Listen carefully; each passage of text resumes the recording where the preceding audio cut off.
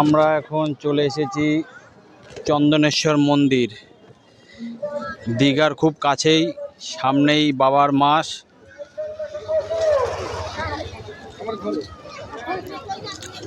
সংক্রান্তি, চৈত সংক্রান্তির আগে প্রচণ্ড ভিড় এই বাবার স্থানে। এখানে শিব মন্দির আছে, খুব জাগ্রত শিব মন্দির।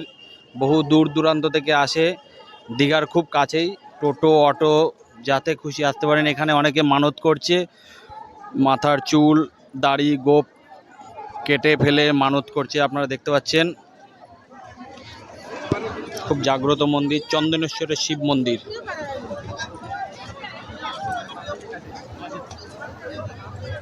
সব দোকানপাট আছে, প্রচুর দোকানপাট আছে। এখানে বসেছে ঠাকুরের কাঁসা পেতলের জিনিস। এখানে ঠাকুরকে পুজো দেওয়ার জন্য ডালি, ফুল সমস্ত কিছু আছে, ধাগা, মালা, নীলকণ্ঠ, তুলসী পাতা, বেতের লাঠি। এবং এখানে পুজো দিতে পারবেন, ডাবের জল, ধূপকাঠি, বেলপাতা, ডালা আছে, ডালা দিয়ে পুজো দিতে পারবেন। সব ডালা এখানে বসে আছে, ডালা নিয়ে বসে আছে। ধুতরা ফুল, আকন্দ, এইসব ফুল নিয়ে বসে আছে। দীঘার চন্দনেশ্বরের মন্দির, দীঘার চন্দনেশ্বরের মন্দির খুব জাগ্রত শিব মন্দির। মানত করবেন ভক্তি ভরে, অবশ্যই সফল হবে, মনস্কামনা পূর্ণ হবে।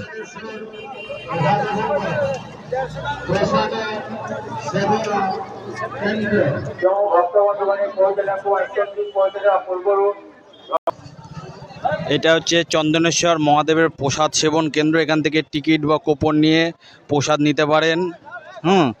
এখান থেকে টিকিট বা কুপনের মাধ্যমে মহাদেবের প্রসাদ নিতে পারেন। ভেতরে প্রসাদ দিচ্ছে, এখানে টিকিট আছে,